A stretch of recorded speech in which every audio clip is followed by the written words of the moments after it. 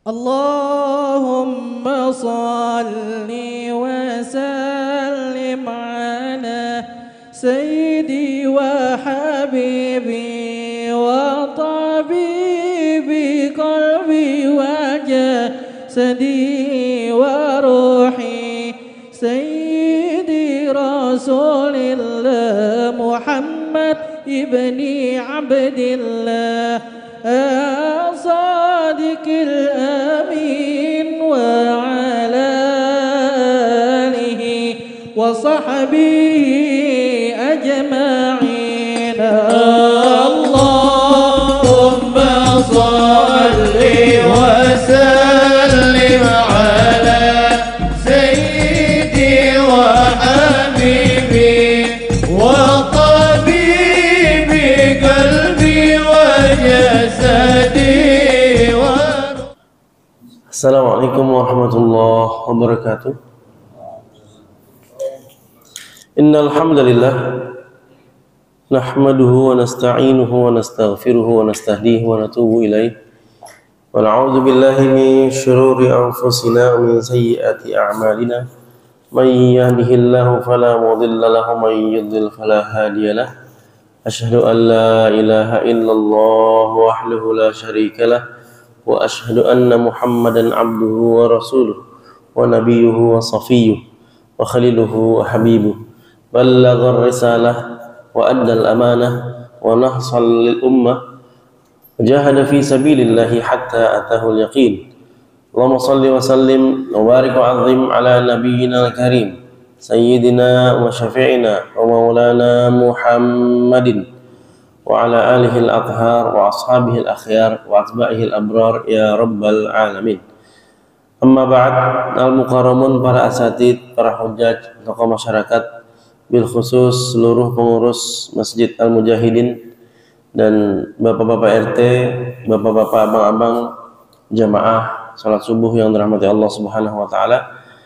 Mari kita bersyukur kepada Allah atas limpahan nikmat iman, Islam, kesehatan jasmani dan rohani, sehingga pada pagi hari ini Allah memilih bapak-bapak, abang-abang semua, kita semua untuk dapat melaksanakan sholat subuh berjamaah.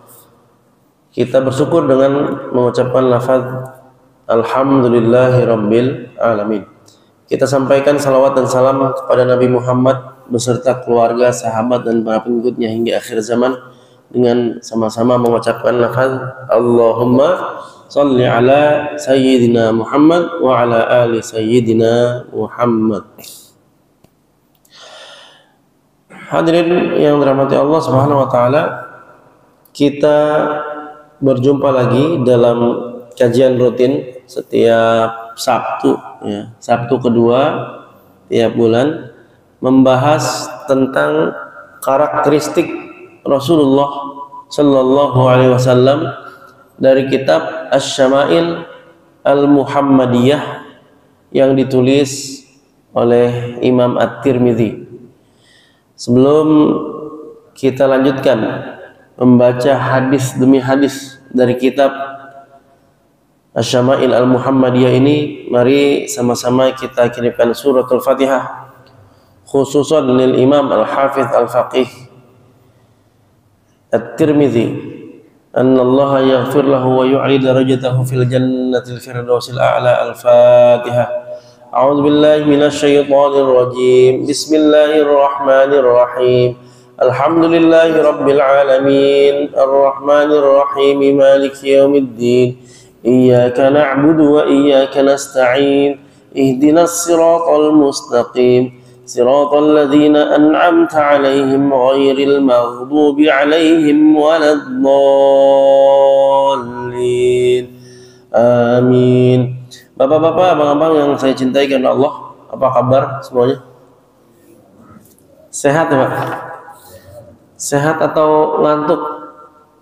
Ya, sehat tapi ngantuk. Masyaallah. Man shalla subha fi jama'atin, kata Rasulullah, faka'annama shallal laila kullah. Orang yang sholat subuh berjamaah, kata Rasulullah, maka ia mendapatkan pahala sholat qiyamul lail, ya, sepanjang malam. Jadi mudah-mudahan sesuai dengan sabda Rasulullah Shallallahu Alaihi Wasallam, kita semua mendapatkan pahala sholat tahajud semalaman. Amin ya rabbal alamin. Baik, kita lanjutkan membaca hadis dalam kitab Asy-Syama'il Al-Muhammadiyah, yang mana kita sudah membaca kurang lebih 8 bab ya dari awal. Pertama tentang fisik Rasulullah. Sudah kita pelajari tentang bagaimana fisik Rasulullah Shallallahu Alaihi Wasallam, tingginya, warna kulitnya, rambutnya, kemudian kepalanya, ya, tangannya, telapaknya, kakinya, dan seterusnya. Sudah kita baca. Lalu kita telah membaca tanda kenabian, bagaimana bentuknya, warnanya, berbulu atau tidak. Nah, sudah kita baca juga. Selanjutnya rambut Rasulullah, ya, secara khusus telah kita baca juga, yaitu ada waktu-waktu yang berbeda yang disaksikan oleh para sahabat bahwa rambut Rasulullah kadang-kadang sekuping, kadang-kadang secuping, ya, kadang-kadang seleher, kadang-kadang juga sepundak, gitu. Tidak lurus, tidak keriting keribo, tapi ikal, bergelombang seperti ombak. Selanjutnya bagaimana Rasulullah bersisir, kita juga sudah mempelajari, memulai dari kanan, kemudian yang sisi kiri, artinya Rasul memiliki belahan rambut, ya, karena beliau memulai dari kanan lalu ke kiri, gitu. Kalau tidak ada belahan rambut, maka tidak ada pembahasan kanan dan kiri. Ya. Kenapa kemudian ada pembahasan kanan dan kiri? Karena ada belahan, ya, ada dua sisi. Dan di sini dijelaskan juga dalam bab bersisir, hendaknya kita tidak terlalu sering bersisir. Cuma memang ini kontekstual. Pembahasan tentang sisir ini kontekstual. Ada redaksi Rasulullah SAW itu melarang nyisir kecuali ribban, ya, jarang-jarang. Jangan kalian nyisir kecuali jarang-jarang. Loh, kalau disebut jangan, al aslu fin nahi at-tahrim, kan gitu ya. Kalau kita membahas pada hukum asalnya larangan, berarti haram. Tapi dalam hal ini, ya, maksudnya bukan haram sama sekali, nggak boleh sama sekali, bukan. Akan tetapi kontekstual saja. Nggak mungkin kan kita karena nyisir doang lalu sampai terlambat ngantor. Ya, kalau nyisirnya yang model begitu, ya itulah yang dilarang. Atau sebelum berangkat ke masjid, ya, nyisiran 10 menit, pas-pas sama waktu atau jarak antara azan dan iqamah, nyisir dulu, ya, pakai kaidah nyisirnya. Nah, sehingga ketika berangkat terlambat, dia masbuk karena nyisir doang. Nah, ini enggak banget ini. Makanya apa namanya, nyisir yang bagaimana, yang kemudian nggak dianjurkan oleh Rasulullah SAW. Artinya yang menyia-nyiakan waktu, ya, yang terlalu berlebihan. Kalau sekedar nyisir 10 detik, ya, 15 detik, ya nggak masalah, ya. Karena di sini poinnya yang berlebihannya, Pak, nyisir. Nah, kalau kita ingat bab nyisir juga bukan cuma nyisir rambut, Pak, ya. Jadi Rasulullah SAW juga menyisir atau merapikan jenggotnya, gitu. Maka tidak mengapa kalau Bapak termasuk orang yang memiliki jenggot, ya, dirapikan, gitu, disisir, dirapikan. Baik, selanjutnya kita telah membaca uban Rasulullah. Ini ada yang masih ingat nih, Pak? Uban Rasulullah ada berapa nih, Pak? Berapa? 11, 14. Riwayat lain ada yang ingat? Hah? 10. Tambah lagi, tambah. 10. riwayat Anas bin Malik 14, riwayat Abdullah ibnu Umar 20-an. Nah, tapi ada hannya, 20-an, bukan 20 mutlak. Karena kalau disebut 20 saja, maka tentu akan terjadi kontradiktif ya antara riwayat Anas bin Malik dan Abdullah bin Umar. Akan tetapi riwayatnya Abdullah bin Umar itu sekitar 20-an. Ya, berarti masuk di situ. 14 menuju 20. Baik. Berikutnya kita telah membahas tentang semir atau apakah Rasulullah itu dicat atau tidak rambutnya, Pak. Nah, maka ini juga sudah kita baca tentang penerapan hadis ini juga kontekstual. Kalau dalam satu lingkungan masyarakat kita mengetahui orang-orang yang diwarnain rambutnya itu nggak baik misalnya, maka Imam Ghazali berpesan agar sebaiknya kita cari sunnah-sunnah yang lain gitu. Masih banyak sunnah yang lain yang pada zaman itu atau pada lingkungan kita itu tidak menimbulkan fitnah gitu ya. Kalau ternyata kita warnain malah dianggap kayak preman, maka hendaknya kita tidak lakukan dulu gitu sebelum nanti kita pahamkan masyarakat. Kalau udah ngaji, udah ngerti semuanya, baru bisa ya kita amalkan sehingga tidak terjadi fitnah. Jangan sampai kita niatnya apa namanya, niatnya sunnah ternyata fitnah. Karena saking banyaknya orang yang diwarnain rambutnya ternyata misalnya preman atau anak band, anak pang misalnya ya. Jadi kita hindarin, cari yang tidak kontroversi gitu. Baik. Berikutnya kita telah membaca celak ya, Pak. Celak.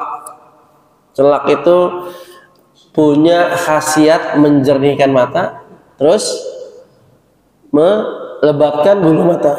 Ya, melebatkan bulu mata. Dan bahan terbaik celak itu terbuat dari batu ismit ya, ismit.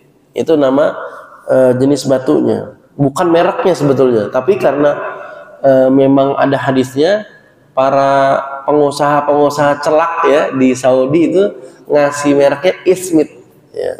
Ya nggak apa-apa dia untuk mengingatkan apa namanya para customer bahwa bahan terbaik celak itu adalah batu ismid.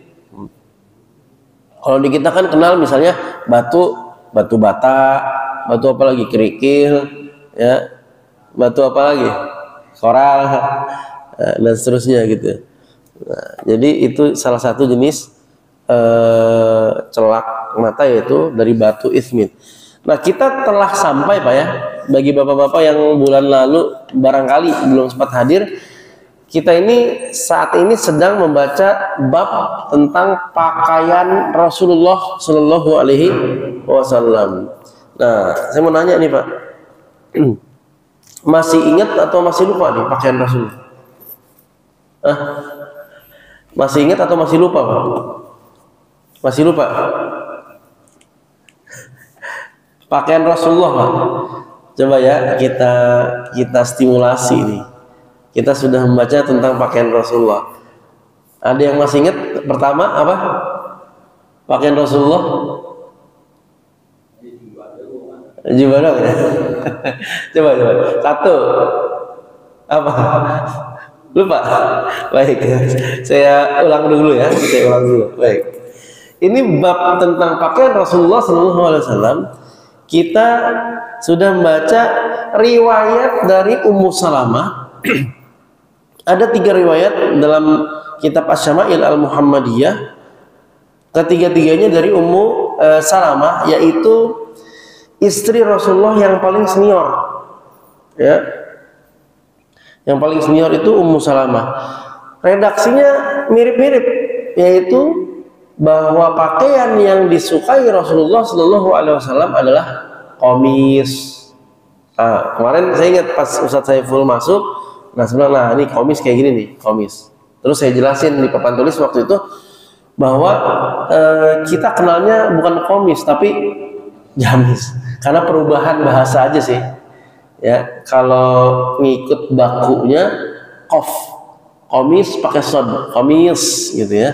Tapi karena perubahan bahasa dari fusha ke ammiyah, qaf berubah jadi g ya atau gha, jadi gamis gitu ya, gamis.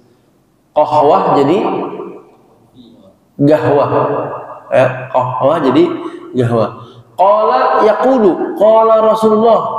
Ya, yaqulu Rasulullah jadi gal. Gala Rasulullah, yaqul Rasulullah yaqul gitu. Jadi apa namanya, perubahan itulah yang kemudian sampai saat ini kita kenalnya jadi gamis gitu ya, gamis. Nah, itu pertama ya tentang pakaian Rasulullah, bahwa Rasulullah itu yang paling disukai pakaian gamis. Nah, ini ada hikmahnya, dijelaskan oleh guru kami Maulana Syekh Ala Mustafa Naimah Al-Azhari Asy-Syafi'i. Kata beliau, kenapa gamis itu paling disukai sama Rasulullah? Karena paling simpel, ya, paling simpel, gampang dipakai.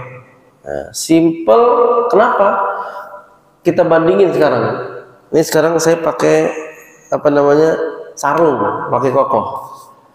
Terus ada beberapa bapak, Pak Pardi, Pak Bayu, kemudian Ustadz Saiful ya pakai gamis.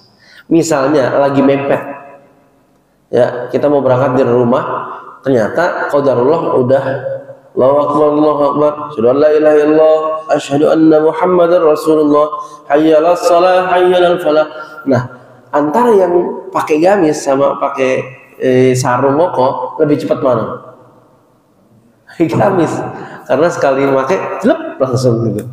Kalau pakai sarung koko ya lipat dulu, set gulung baru pakai kokohnya, kancing lagi.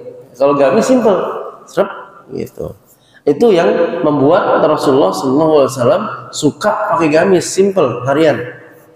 Ini adalah pakaian yang berbahan ringan ya, bahannya ringan.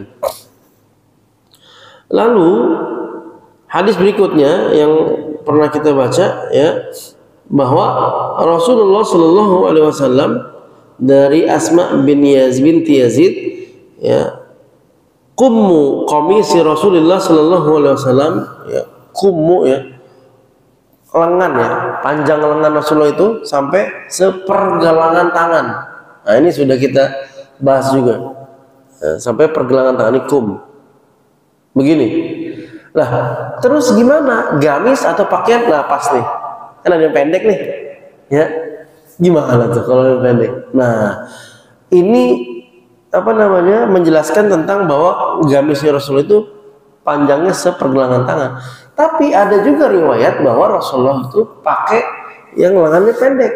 Di mana riwayatnya? Ketika Rasulullah SAW perang Badar itu angkat tangan tinggi-tinggi ya, lalu diriwayatkan bahwa sorbannya jatuh ya kan, dan nampak ketiak Rasulullah ketika berdoa, angkat tangan tinggi-tinggi. Ya Allah, doanya kan, kalau engkau tidak menangkan muslimin ya, aku khawatir engkau tidak disembah lagi, gitu kan, saking khawatirnya angkat tangan tinggi-tinggi.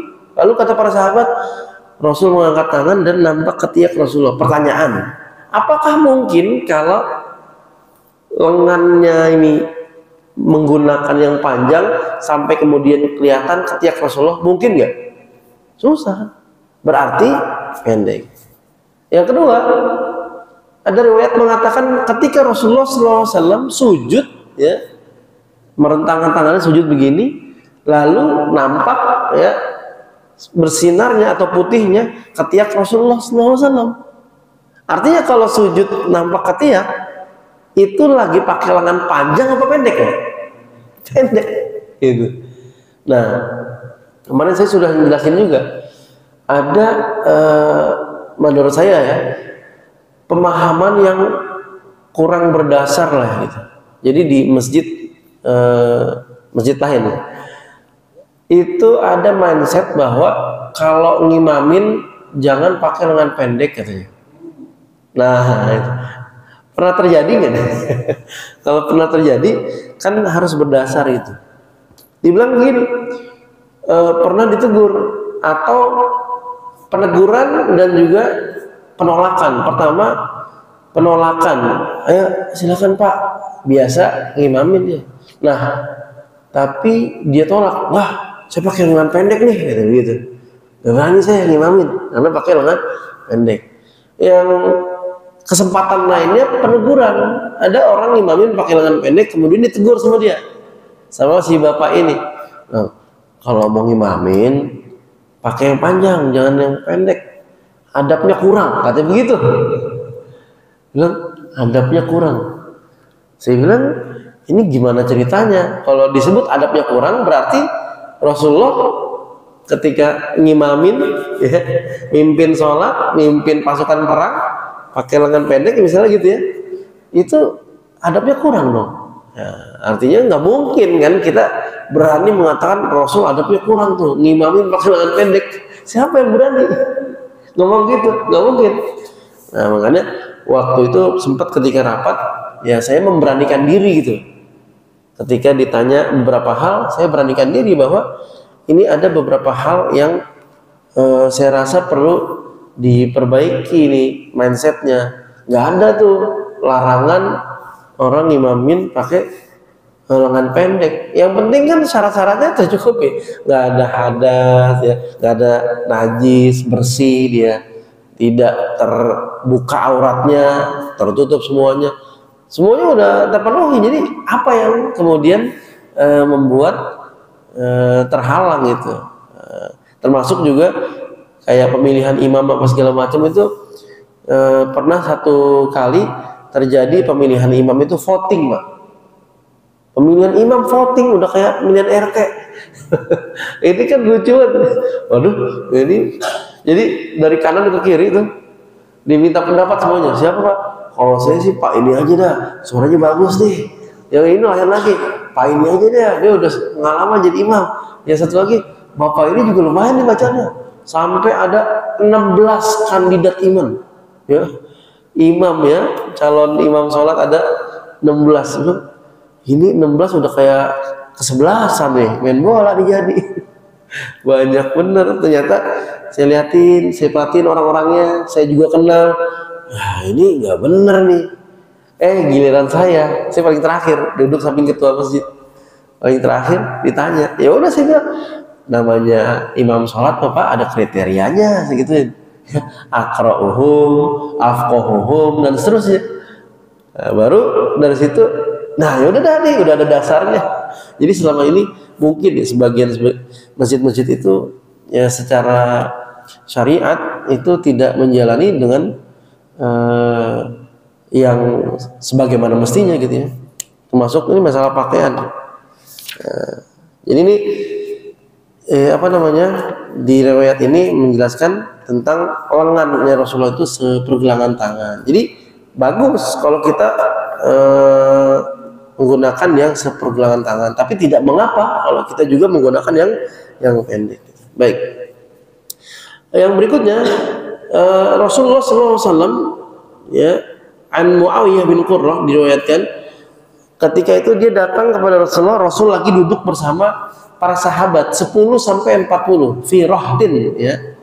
Dan mereka sedang berbaiat kepada Rasulullah. Baiat itu janji setia ya, mengakui Allah satu-satunya Tuhan yang patut disembah dan juga Rasulullah SAW itu adalah utusan Allah. Lalu siap untuk membela Allah, membela Rasulullah, membela Islam. Nah, itu berbaiat ya, janji setia.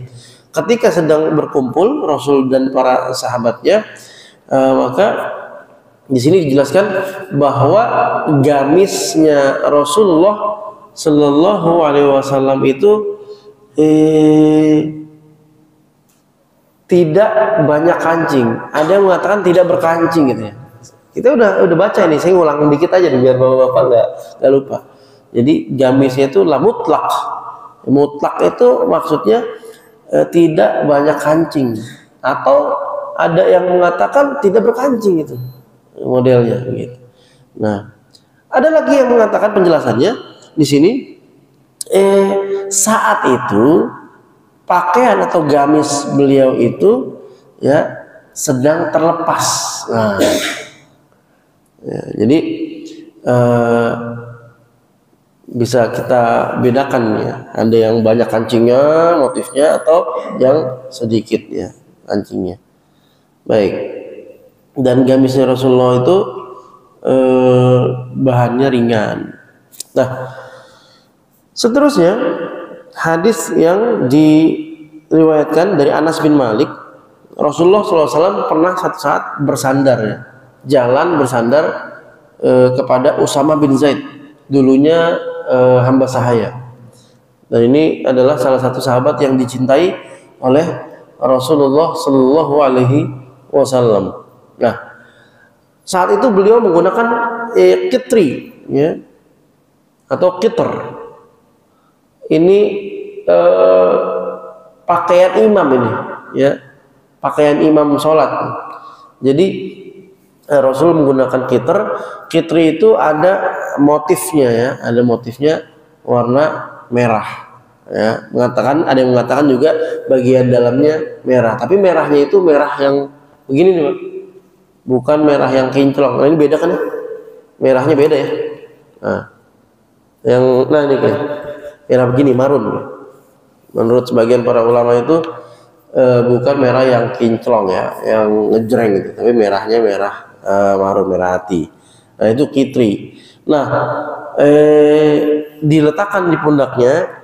Ada sebagian penjelasan bahwa kitri itu luaran, tapi dia itu lebih tebal ya, lebih tebal sehingga digunakan untuk sholat oleh Rasulullah Shallallahu Alaihi Wasallam. Nah, selanjutnya juga kita sudah membaca tentang rida. Rasulullah SAW itu ketika menggunakan pakaian baru, misalnya pakai gamis, ya maka sammahu bismihi, Rasul ngasih nama dan dikasih tahu para sahabat ya, ini ingat ya, ini namanya kamis nih, ini namanya gamis, ini namanya komis, yang ini namanya imamah nih, yang ini namanya peci, yang ini namanya sarung gitu. Nah, ini membuktikan bahwa Rasulullah Shallallahu Alaihi Wasallam itu seorang pendidik yang baik.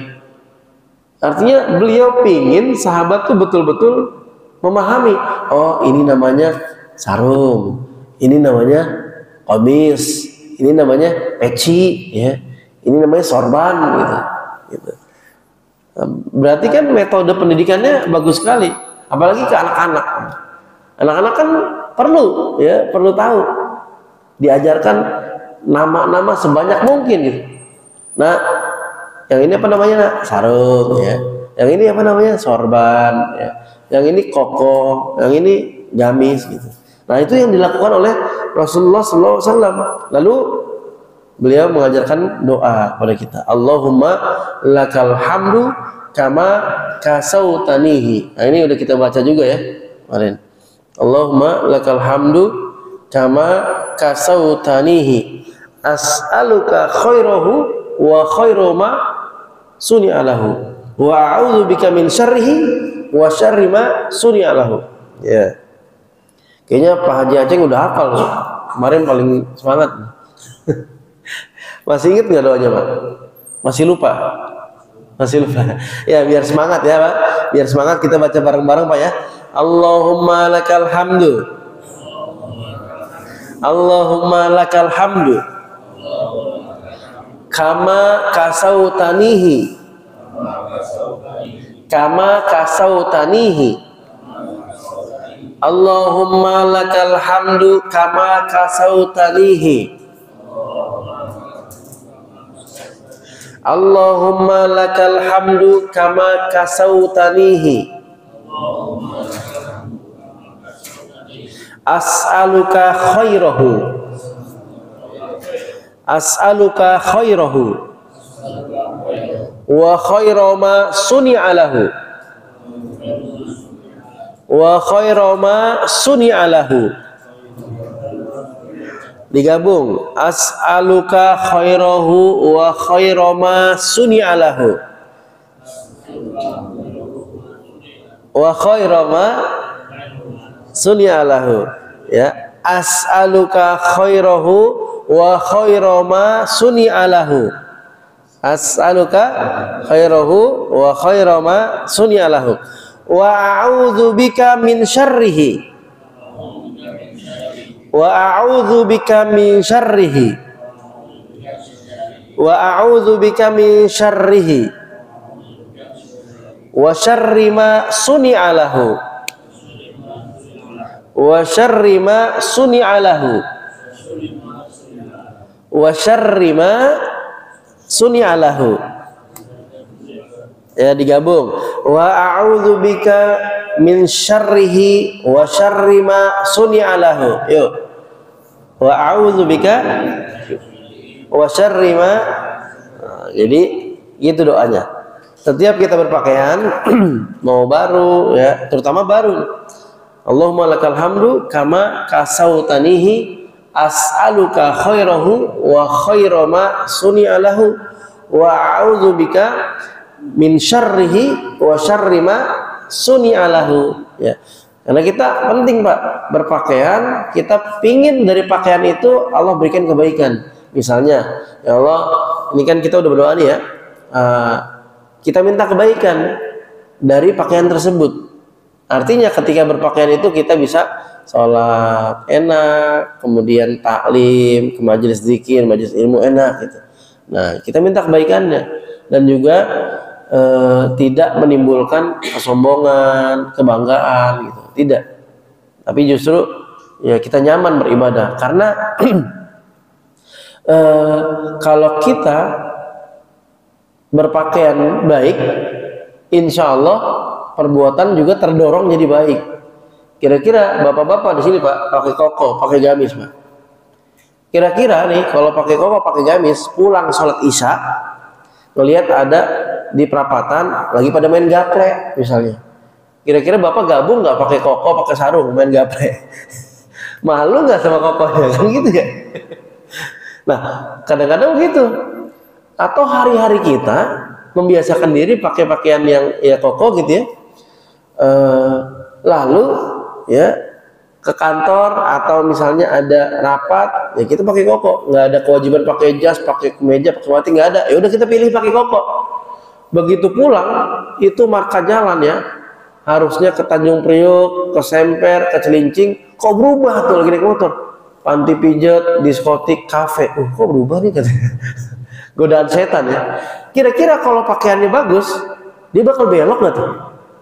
Mikir dia, aduh, mau ke diskotik, masa pakai koko, nggak mau gantian lagi, lurus aja dah, balik, kagak banget dah ke diskotik pakai koko, kan begitu, mikir dia, salin dulu, ada aja, auzubillahi minasyaitonirrajim, kan gitu, dibelokin udah lurus, dibelokin aja, udah gang depan aja gitu, salin dulu, ada masjid, kacau dah, nah. Atau apa? Atau kalau orang yang biasa misalkan bergamis, bersarung koko, pakai peci, kira-kira mau ngomong kotor, mau ngomong jorok, ini nggak enak nggak? Nggak enak. Ada penahannya tuh. Makanya itu bentuk kebaikan tuh. Ya, bisa jadi Allah mengijabah doa saat kita berpakaian itu. Ya, pas lagi pakaian bagus, tabiat kita, ucapan kita, akhlak kita juga jadi keikut bagus. Nah, termasuk apa? Kita minta perlindungan dari Allah Subhanahu wa taala dari keburukan-keburukan itu. Misalnya, kita ini lebaran nih nanti bentar lagi ya. Idul Fitri ya atau Ramadan pakai pakaian baru misalnya. Adatnya begitu adatnya. Ya, pas pakai pakaian baru bukannya mendukung ketakwaan biar lebih enak nyaman, enggak. Malah justru bangga-banggaan. Wah, nih, lihat nih.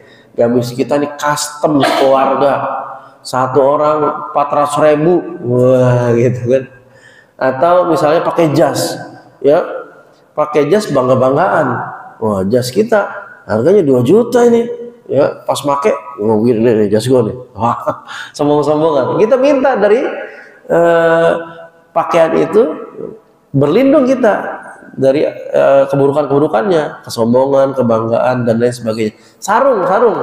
Saya kan nggak tahu nih sarung. Nggak nyindir ya, nggak nyindir. Misalnya ada yang pakai BHS, pas lagi sholat, mereknya ditaruh belakang BHS. Biar apa? Begitu sholat, soft keduanya kelihatan tuh. Kelihatan BHS 2 juta nih. Wah. Nah, itu kan keburukan. Ya, harusnya kita dengan pakaian itu nyaman ibadah.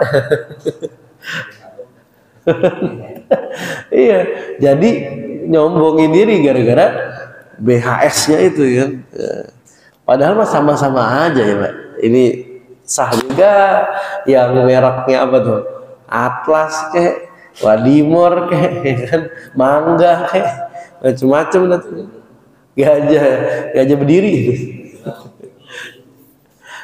Baik. Nah, jadi gitu. Rasul itu seorang pemimpin dan pendidik yang baik gitu. Jadi setiap berpakaian ini dan itu dikasih namanya, terus diajarkan. Ini namanya ini, namanya ini, namanya ini. Doanya begini. Ah, gitu. Itu Rasulullah SAW. Masya Allah. Baik. Riwayat berikutnya dari Anas bin Malik juga, bahwa yang paling disukai Rasulullah di sini disebutkan adalah al-hibarah. Kita udah tulis nih al-hibarah. Jadi apa Pak tadi Pak? Gamis. 1, kedua apa? Ayo. Tadi saya sebutin gamis, terus kitri, ya, atau kiter. Ya. Nah, ini sekarang apa? Sekarang hibarah ya. Ya, hibarah ini ya pakaian dari bahan katun. Ya, biasa digunakan oleh orang-orang Yaman nih, Yaman. Nah, tapi hibarah ini kemudian dia nanti mirip dengan yang namanya hullah. Hadis berikutnya tentang hullah. Ini Anas bin Malik mengatakan yang paling disukai Rasulullah itu hibarah, katanya hibarah. Lah, yang mana yang benar nih? Tadi kata Ummu Salamah yang paling disukai Rasulullah gamis. Terus kata Anas bin Malik yang paling disukai Rasulullah hibarah. Yang mana yang benar nih? Gamis apa hibarah? Nah, sama Pak. Kita juga ya dalam pergaulan sehari-hari di berbagai kesempatan yang berbeda, kadang-kadang kita bilang, saya paling suka teh nih. Ya gak? Ini apa sih? Teh apa jahe? Teh. Bener ini teh?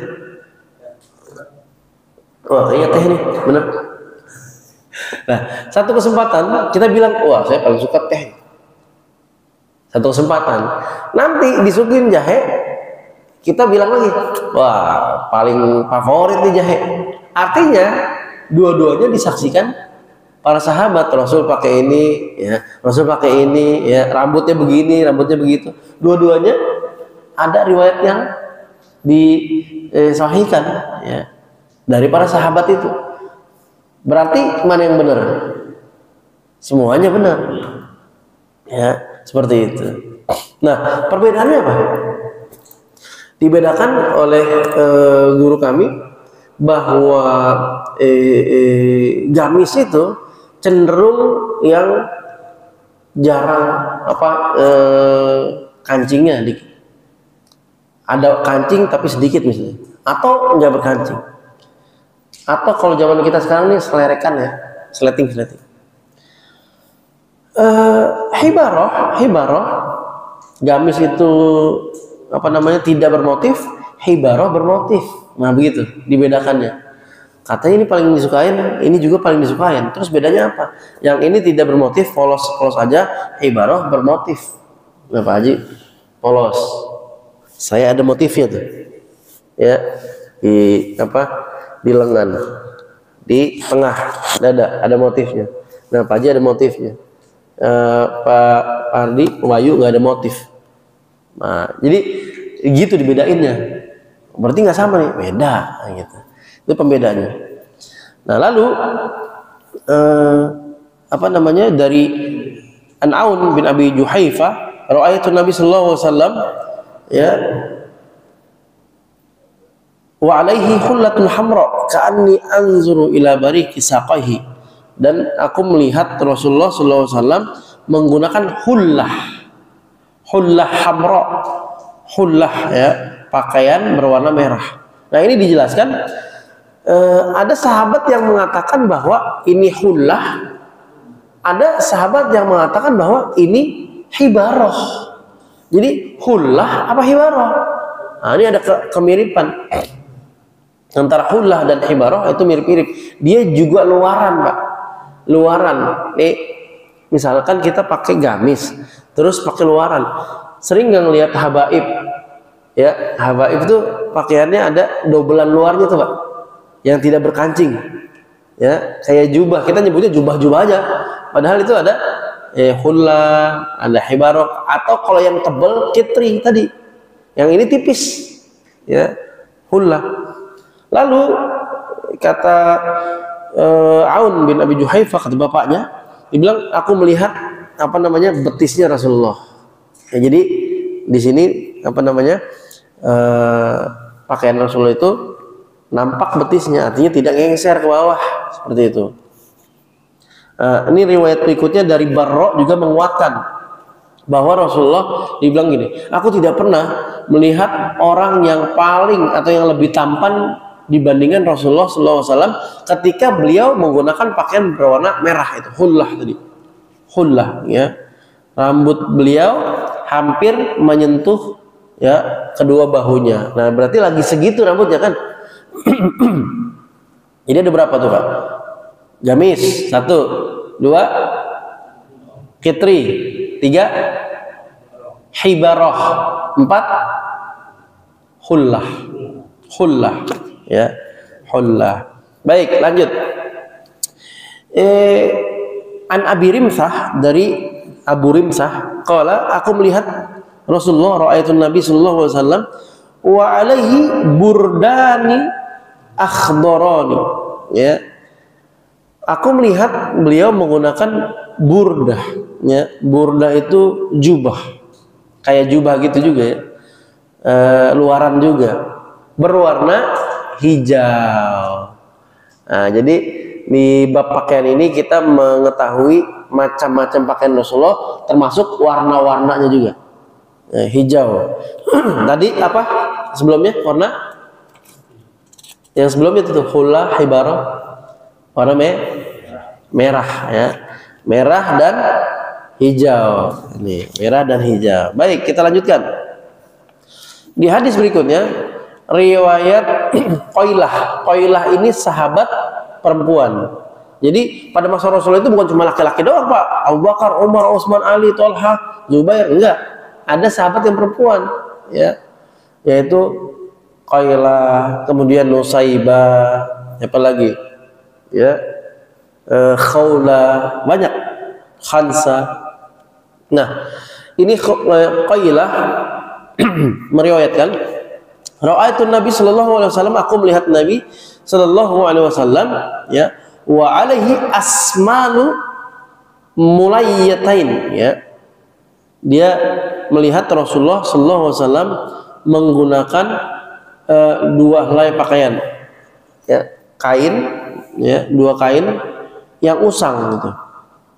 Ya, kalau kita ya bersarung berkoko ya, 2 helai gitu ya. Kalau dulu Rasulullah ya ala Rasulullah itu 2 pakaian, 2 helai kain ya, yang diwarnai dengan za'faron.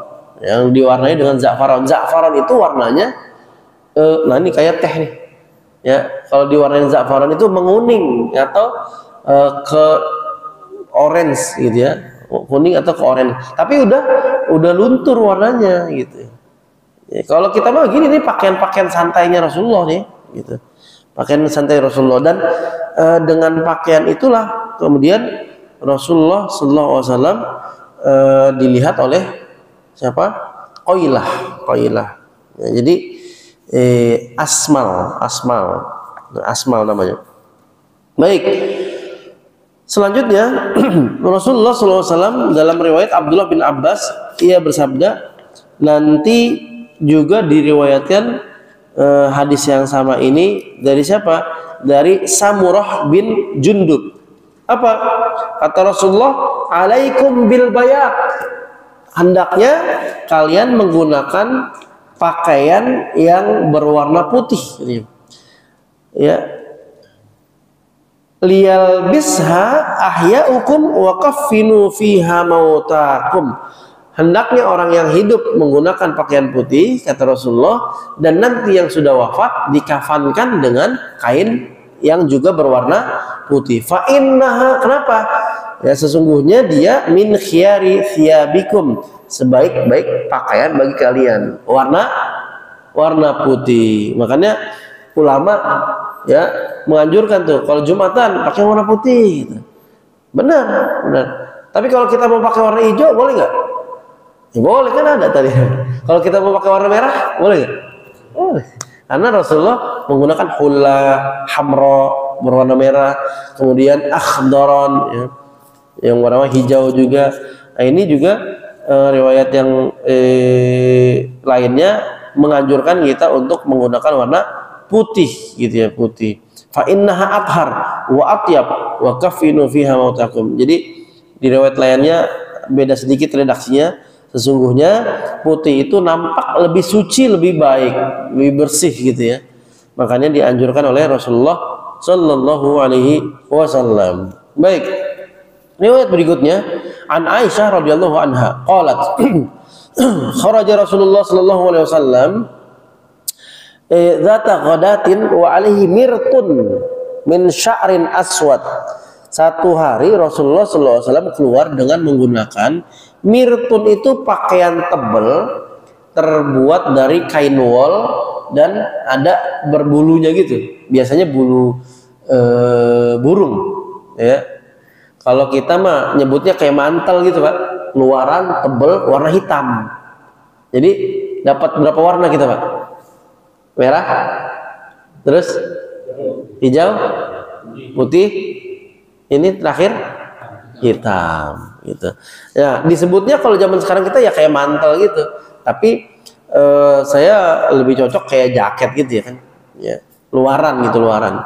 Cuma dia berbahan wol. Nah, ini kemungkinan besar adalah musim dingin ya. Musim dingin karena musim dingin itu perlu yang tebal-tebal ya. Biasanya kalau kita ada di 4 musim kan pakaiannya itu yang jaketnya tebal banget tuh kayak gelembung-gelembung. Itu dalamnya bulu angsa. Ya, bulu burung, bulu angsa gitu. Jadi anget, enak gitu.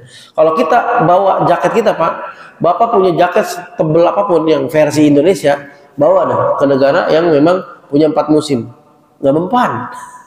Ini nggak usah dibawa, serius. Selimut juga sama. Selimut yang versi kita tuh yang ya normal, yang tipis-tipis gitu ya. Wah, ini saya buat bekal di sana pas musim dingin biar anget ya, nggak terlalu kerasa dinginnya. Mendingan nih nggak usah bawa. Ya misal nih, Daus ada kesempatan kuliah kemana? Ke Yaman, ke Mesir, ke Saudi. Di sana ada 4 musim, musim dingin, musim panas, ya semi, gugur. Kemudian lagi persiapan, ya bawa jaket jangan lupa, bawa selimut jangan lupa, biar musim dingin nggak kaget, mendingan kagak usah. Ya cuma menuhin koper, kagak kerasa selimut kita di sana. Di sana udah ada lawannya. Negara yang punya musim dingin ada lawannya tuh, jaketnya jaket versi musim dingin gitu. Jadi saya pernah waktu itu beli apa ya Eiger lah ya, Eiger. Biasanya kan kalau Eiger tuh ada yang yang tebal banget tuh buat di atas gunung. Saya kira bakal asik nih, hangat di sana. Kagak kerasa Pak, tembus. Waktu saya diminta untuk safar waktu itu ke Jordan untuk menyeleksi imam-imam itu ya, silaturahim dengan imam-imam Palestina, musim dingin tuh Desember. Saya udah nggak punya nih jaket musim dingin karena waktu pulang dari Mesir saya juga mikir nih kalau saya bawa jaket musim dingin di Indonesia kagak dingin banget ya, tebal-tebalin doang koper. Saya bawa, saya tinggalin semua tuh jaket musim dingin gitu. Nah, akhirnya saya kan nggak tahu bakal diminta safar ke luar lagi gitu. Nah, nggak punya jaket musim dingin, saya beli dulu dah. Saya bilang ke penjaga tokonya, bang, yang paling tebal dan yang paling hangat dah, nih, mana? Yang ini nih, katanya. Dia tahan angin katanya, nggak tembus angin. Oke, saya beli. Sampai sono tembus juga musim dingin. Wah, ini bukan lawannya nih.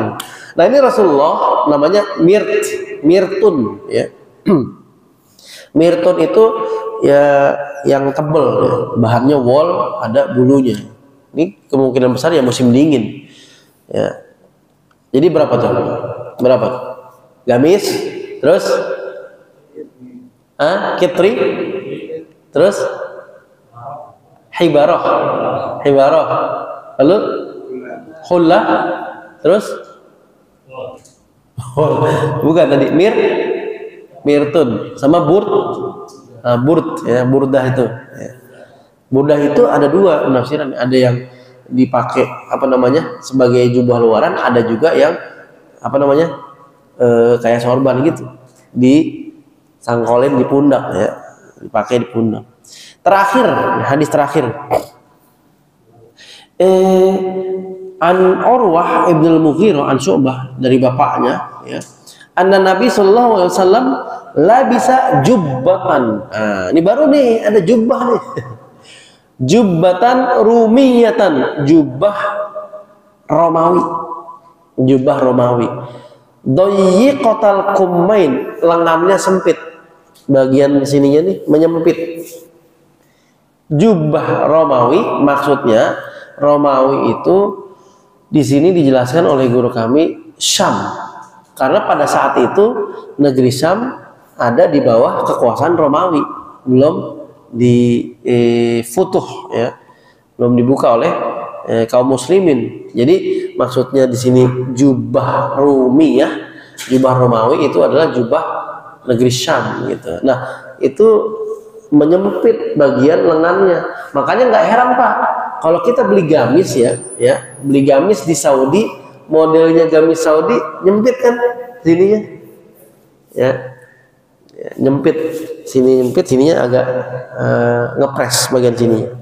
Nah ini juga kemungkinan ya terinspirasi dari sini juga ya, lengannya menyempit gitu. Wallahu a'lam bishawab. Tambah lagi tuh satu jubah, jubah nih ya.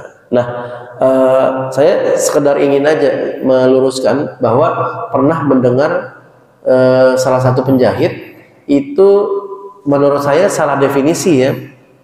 Jadi biar nggak bingung gitu ya. Tapi mungkin itu jadi definisinya dia. Dia mengatakan bahwa gamis itu yang kurta ya, Pakistan, yang sedengkul gitu, itu gamis gitu. Nah kalau yang sampai bawah ya, itu namanya jubah, katanya begitu katanya.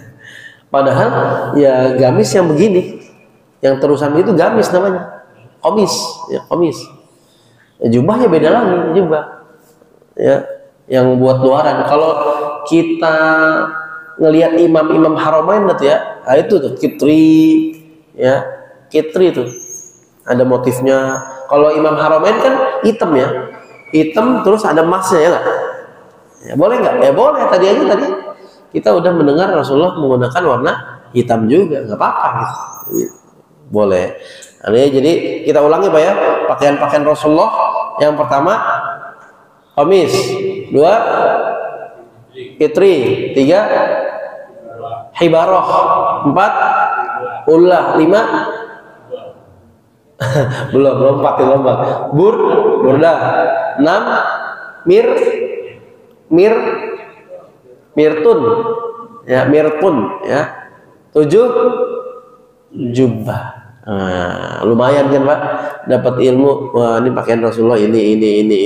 Nah, warnanya satu putih, merah, hijau, hitam. Alhamdulillahirabbil alamin. Wallahu a'lam bishawab.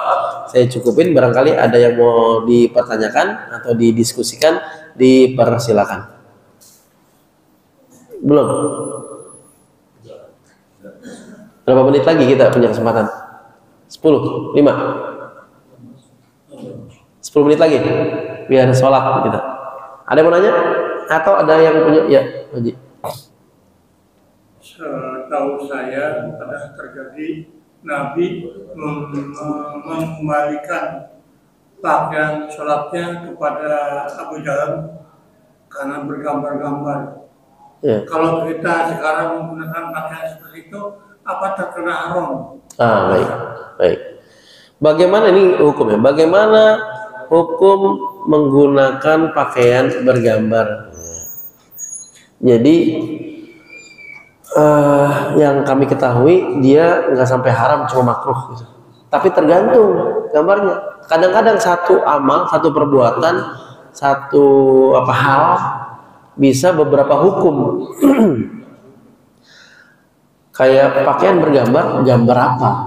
Kalau gambar gunung apa segala macam gitu dipakai sholat, ya makruh gitu. Ya karena gambarnya juga bukan gambarnya. Tapi kalau gambarnya jelek, misalnya gambar porno, ya bayi nggak pakai baju gitu. Jadi haram juga, gambarnya juga jelek karena pornonya jelek, misalnya gitu ya. Atau gambar apalah yang kemudian menjadi haram gitu. Tapi kalau misalnya kita pakai rompi alma mater, misalnya di pekerjaan ya, suku dinas kan ada ya di belakang itu rompi, suku dinas lingkungan hidup atau apa gitu kan. Kalau sholat kita pakai, makruh gitu, karena bikin yang belakang gagal fokus. Harusnya dia tenang aja kan, nggak ada apa-apa. Allahu Akbar, pas lihat gini nggak sengaja atau mungkin sengaja karena gede ya tulisannya suku dinas lingkungan hidup. Apalagi tulisan-tulisan gitu ya, Allahu Akbar, lagi susah, COVID belum kelar nih, ekonomi belum pulih, pas baca hidup susah, jangan dibikin susah ya. Bukan sholat fokus baca tulisan ya gitu. Jadi makruh. Tapi tadi tergantung gambarnya apa. Sama seperti kayak nikah juga sama. Nikahu sunnati, ya sunnah. Tapi bagi orang yang syahwatnya udah di ujung kepala, udah mendidih di kepalanya, wajib kan udah dinikahin. Tapi ada beberapa kondisinya memang tidak ada syahwat, tidak ada hasrat gitu, maka dia nggak wajib juga, nggak sunnah juga, masih bisa nahan. Ya para beberapa ulama itu kan sampai kemudian Syekh Abdul Fattah Abdul Ghuddah, Syekh Abdul Fattah ini menulis al-ulama al-uzzab, ulama yang sampai akhir hayatnya nggak nikah, karena memang fokusnya ilmu, nggak terlalu menggebu-gebu sahabatnya gitu. Jadi itu kemudian tidak kita bisa hukumi sebagai wah dosa nih, nggak, katanya an-nikahu sunnati, kok nggak nikah? Enggak. Karena memang nggak ada yang mengharuskan atau tidak ada yang mendorong dia sampai wajib nikah. Enggak. Fokusnya ilmu sampai kepikiran. Wallahu a'lam, tergantung gambarnya. Tapi kalau di depan ya, untuk sholat itu ya kan dia nggak ada bacaan di belakang ya. Cuma memang ini aja, kita pilih aja yang nggak bergambar gitu misalnya, nggak jadi pikiran buat orang lain. Wallahu a'lam. Ada lagi? Termasuk baju batik juga. Baju batik, maksudnya motifnya? Iya kan ada sebenarnya pakaian paling bagus. Iya. Biasanya kan batik bagus nih gitu kan. Iya. Ada beda. Iya. Itu termasuk bagus juga ya. Baik. Nah, pilihlah pakaian terbaik kayak gitu ya. Tapi pakaian terbaiknya bagaimana maksudnya gitu kan? Apakah batik terbaik ya? Saya nggak punya kokoh, saya nggak punya gamis. Yang paling bagus ya batik, gitu ya. Nah ini bisa kita takyid, kita bisa ikat nih. Pemahaman terbaiknya itu apa? Ternyata di sini disebutkan yang terbaik itu ya, misalnya ilbisu al-bayat, gitu kan. Rasul menganjurkan menggunakan pakaian putih. Artinya putih berarti polosan, nggak ada motif gitu ya. Ya satu. Yang kedua, pakai pakaian terbaik itu bisa dikaitkan dengan kayak pakaian Rasulullah tadi, yang gamis kah, jubah kah gitu. Artinya kalau selagi ada kokoh yang polos, gamis atau pakaian-pakaian takwa lainnya gitu ya, yang kita kenal, maka pakai itu dulu. Adapun batik merupakan pakaian adat yang ya kalau dibandingkan dengan anjuran Rasulullah itu, maka dia cenderung nantinya kemudian memiliki beberapa perbedaan. Di antaranya apa? Motif yang cukup banyak, ya, motif yang cukup banyak. Apalagi yang binatang ya. Kan kalau batik itu banyak apa? Burung, ya, burung cendrawasih, burung beo, ada nggak burung beo? Batik burung beo. Nah, kalau lagi Jumatan kita pilih pakaian terbaik, misalnya ternyata kita sementara mengartikan pakaian terbaik, saya cuma punya batik yang terbaik gitu. Pas pakai batik ternyata batiknya motif burung gitu kan. Orang yang di belakangnya Allahu Akbar, dia ngeliatin batiknya, wih bagus juga nih batik ini, kayaknya mahal ya. Jadi gagal fokus juga ujung-ujungnya. Bahkan kalau terlalu banyak itu nanti kemudian jadi bisa hukumnya makruh juga gitu. Makanya di sini disebut pakaian terbaik yang kayak gimana? Ada pengikatnya. Oh, yang polosan. Kalau ada putih ya putih, ya. Kemudian juga gamis kah, jubah kah, seperti itu. Wallahu a'lam bishawab. Ada lagi? Ada? Udah cukup. Cukup ya, baik. Alhamdulillah kita sudah tuntaskan ini bab tentang apa namanya pakaian Rasulullah SAW. Mudah-mudahan dengan satu demi satu kita mengenal Rasulullah, dan hari ini mengenal pakaian Rasulullah, apa saja namanya, bagaimana modelnya, bagaimana cirinya, dan juga kita mengetahui warna-warnanya apa saja. Kita makin termotivasi untuk makin terus mendekatkan diri kita kepada sunnah-sunnah Rasulullah SAW, dan insya Allah nanti kelak kita mendapatkan syafaatul uzma di yaumil qiyamah. Amin ya rabbal alamin. Kita tutup dengan surat Al-Asr dan kafaratul majlis. Bismillahirrahmanirrahim. Wal 'asr innal insana lafi khusr illa alladhina amanu wa 'amilus shalihat وعملوا الصالحات وتواصوا بالحق وتواصوا بالصبر سبحانك اللهم وبحمدك أشهد أن لا إله إلا أنت أستغفرك وأتوب إليك. Ada pengumuman?